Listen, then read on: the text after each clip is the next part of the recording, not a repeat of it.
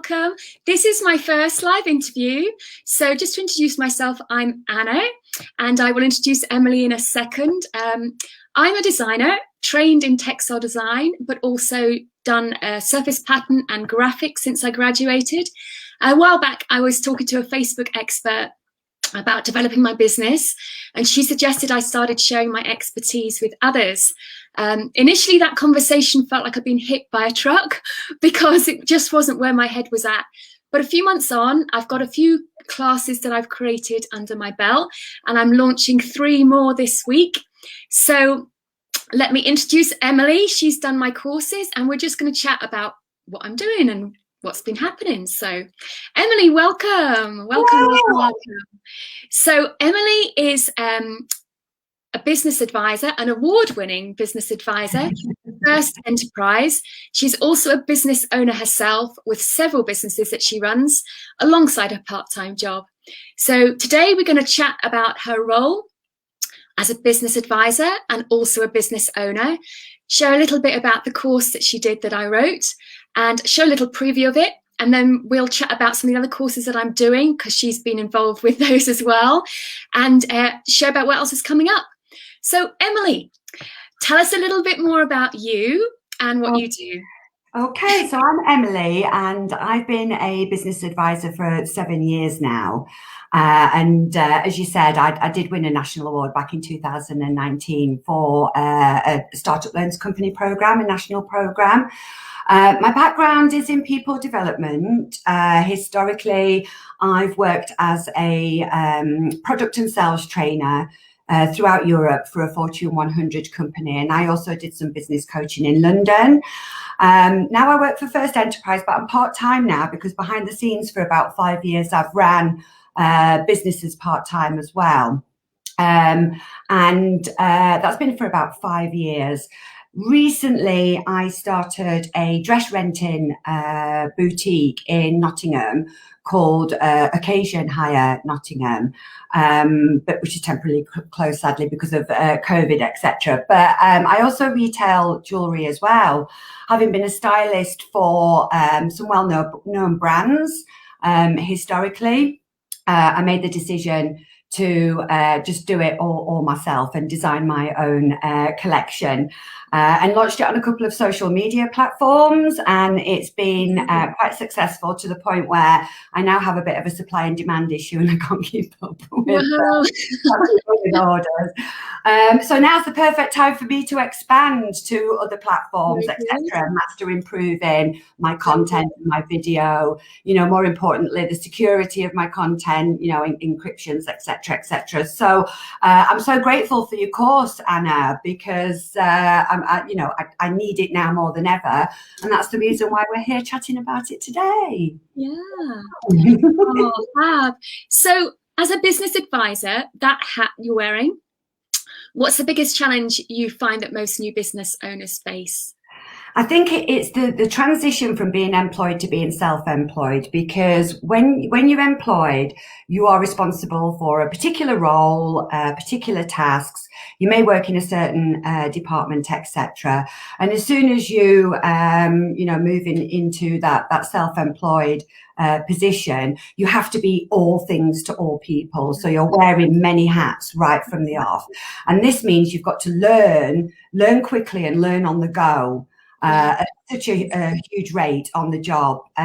You've basically, you're the IT expert. You're the customer services manager. You're the HR specialist if you've got staff. You're the financial director. You're the actual doer in the business as well. Remember, you've got to do, create, build, produce, sell, all of that side of things. But more importantly, you're the marketeer, because if you are not, actually doing, then every other available hour should be committed to you marketing your business and making sure that people that want your services and products know how to find you. They say that in order for your business to grow, you have to grow as an individual first. stop growing and learning, then your business will stop growing also. Go to all the events. I know a lot of them are online at the moment. Join the networking groups, read books. You've got to educate yourself as much as possible and invest time into your development, invest in training, invest in those courses. You've got to start this journey with the mentality that you're going to be a constant self-learner and developer. Yeah, that's right. A sponge. That's right. Yes, very much so. That's yeah. And what's your role in helping advise them to be a success, in making their ventures a success? Are there key things that you tell them? There is, absolutely. I mean, first and foremost, it's all about the planning. It's research, but also, cash flow forecasting, the generic things that you would expect a business owner to produce: a business plan and a cash flow forecast. But again, it's encouraging them to really drill down to the detail as well. So often, you have to test people and say, okay, so, who's going to be doing your bookkeeping? When are you going to get an opportunity to do this? How are you going to do this? What system or platform are you going to use, if any? And again, operationally, how is the business going to operate? Who's going to manage your diary and your appointments for you? Like me, if you're sending products out, how are you going to pick and pack and distribute? Who are you going to use for that process, etc. Clients always say in their marketing plans, I'll do a bit on social media. Okay, well, what does that mean? Which ones are you going to use? Who's your market? Because each platform is a very different animal with very different people on there. What engagement do you want? How many followers are you going to have in, say, 3 months' time? What do you want to get out of these platforms? What's your offer? What's your call to action? Have you got a referral strategy? There's so much to it. And even, from the beginning, what visuals are you going to use? What pictures, what content?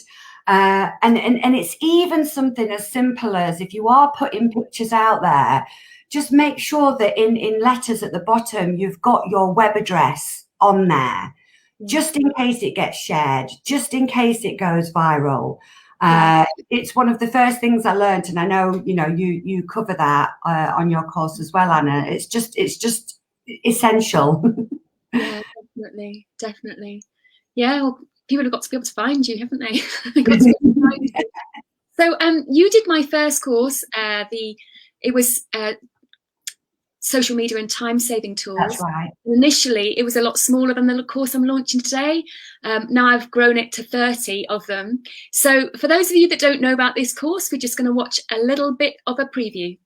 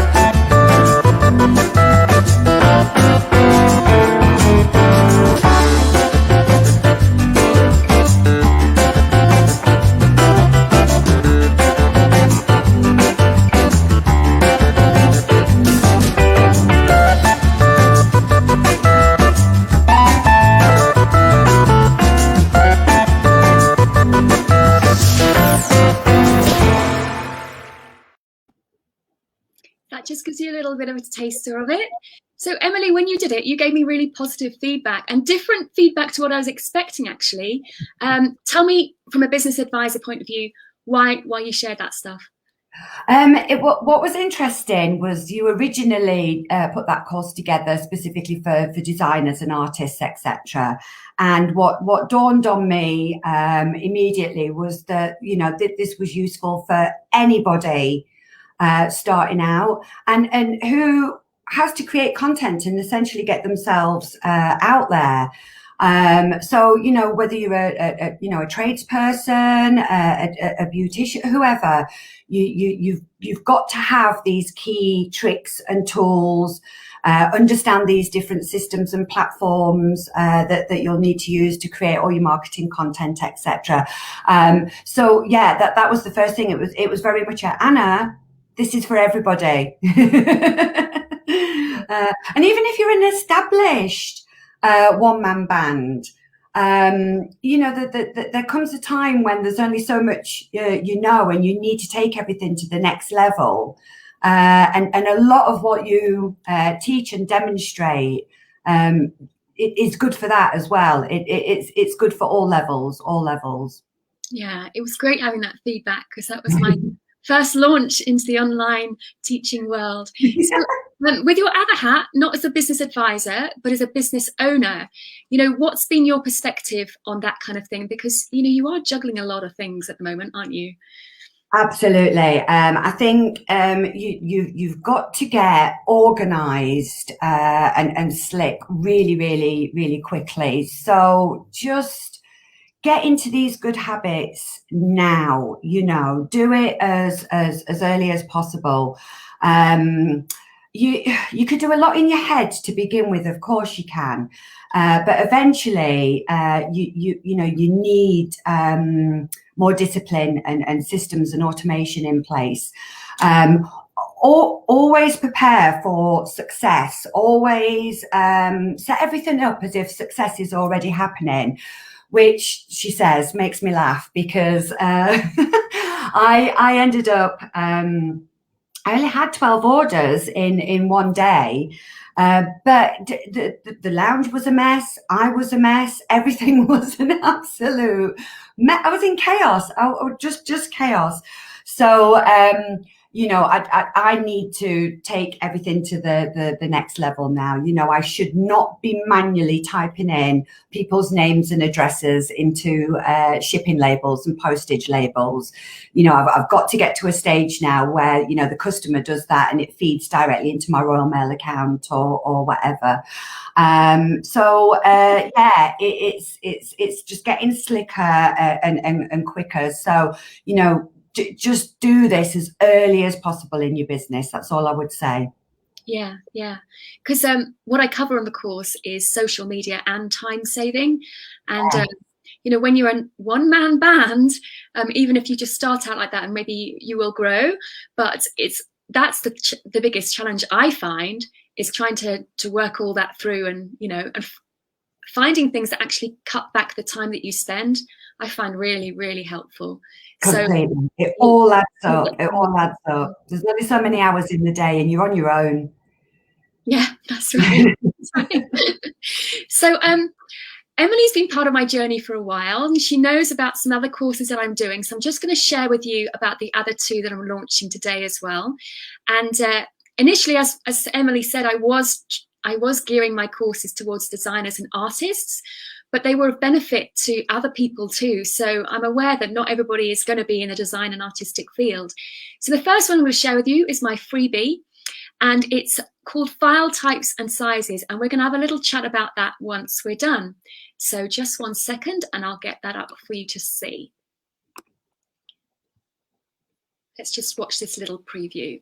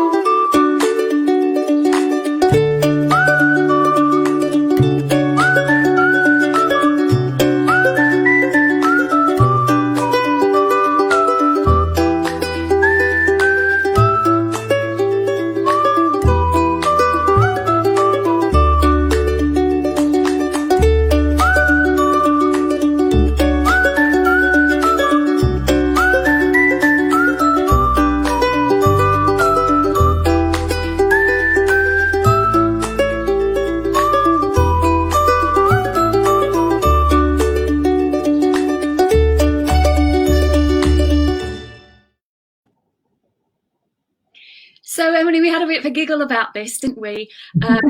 Because what happened is I designed Emily's logo for both her businesses, and I sent her through the finished version, and I said to her, please use this for your social media. And well, she can tell you what happened next.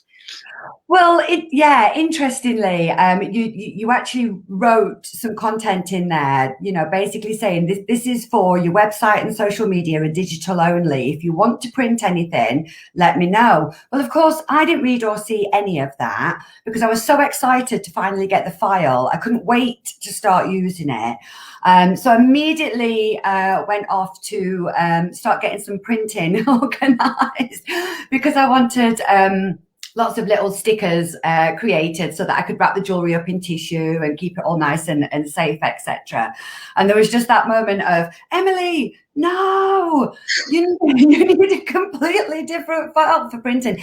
And for any business, a mistake like that, if you're producing, hundreds of flyers, posters, voucher cards, anything, and that goes wrong, it could be really, really costly. I mean, thankfully we got away with that. So that was a huge learning curve for me. But yeah, if you're working with a designer, of course, designers need to be aware of all of this as well. But yeah, you just make sure that communication is really clear, because as the client, once you receive you don't even think of things, it will not even enter your mind. So that's a brilliant freebie, Anna, to be offering to anybody. So yeah, great idea. The thing is, if you're viewing a file on the screen, it'll look perfect. I don't know. When you've got to get something that's got to go for print, it needs to be prepared really differently. So unless you understand that, you can get yourself into the struggle that you had, and it can go wrong. So yeah, that's a little freebie, so you can check that one out. And the third one I'm going to share with you is this one. It's intellectual property for designers and artists. It's a beginner's guide, and this is going to be your little preview of it.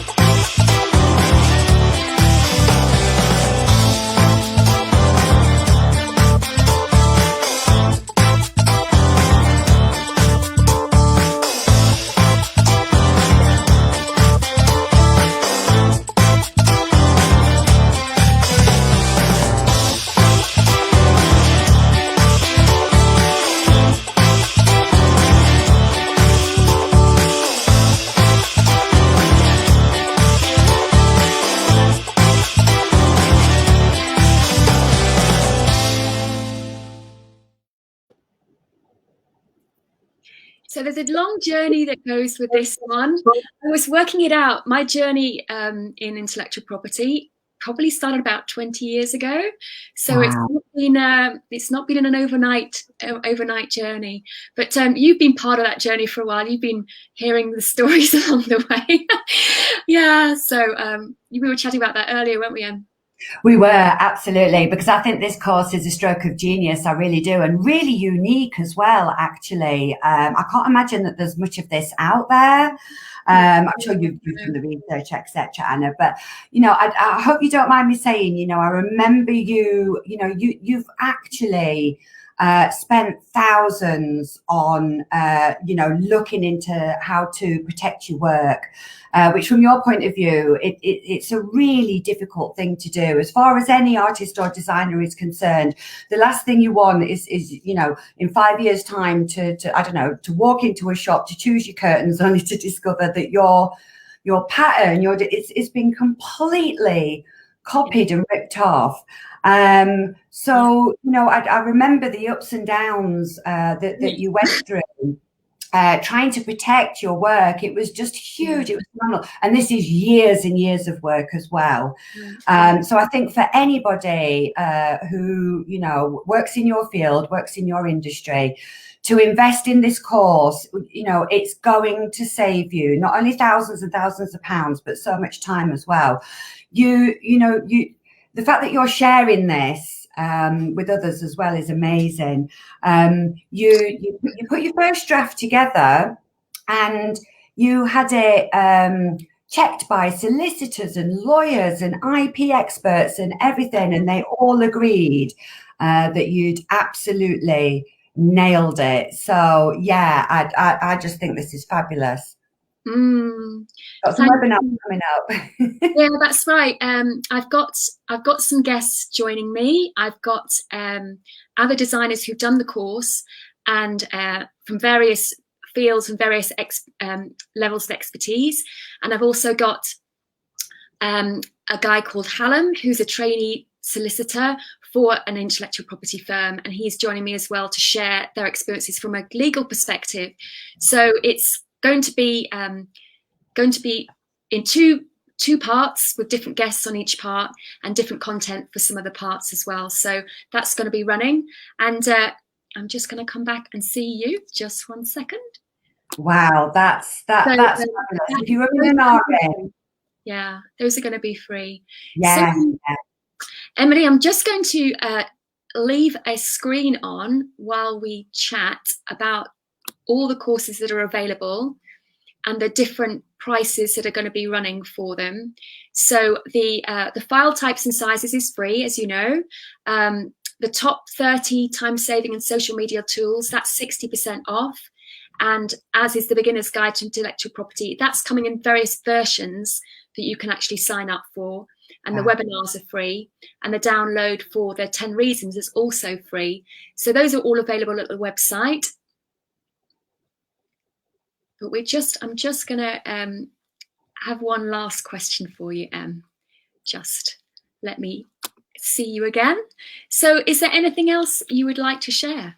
I think that's fantastic. I think if you're running an RN, you know, just go on those webinars, find out a little bit more, because, you know, that's the place to be if you just want to understand, you know, what it all entails. I know you're doing a fantastic deal for customers, you know, that get the early bird offer, etc.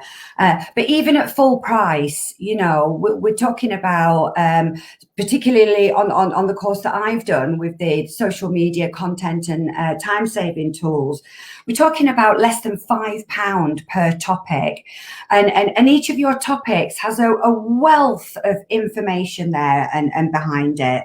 And I just think if anybody, you know, if you use that, if you implement it into your business, if you practice it, you know, you will absolutely get a return on your investment guaranteed. But another thing to remember is, you know, this course, you do it in your own time, you do it in your own pace.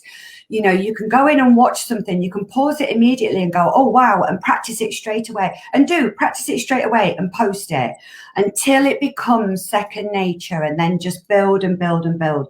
But, you know, you've got this for life.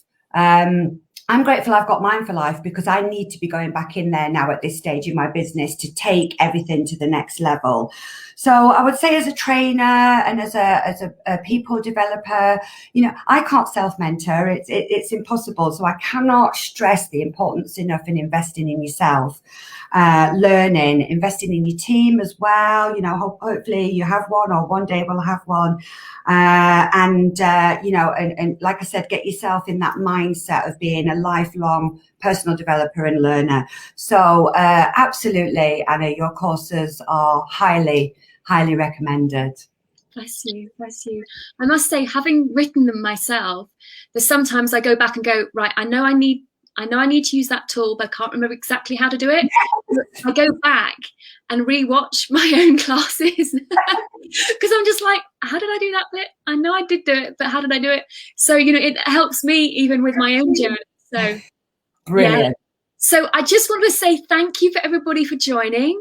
Thank you for coming on board. I can't do everything at once and make comments and all the rest of it, but I can't see who's on, but thank you for joining. And I just want to ask if you could please like and share and comment and just let people know this is out there. It may not be for you, but it might be for people that you know, and it will just help people become aware of this stuff that's available for them.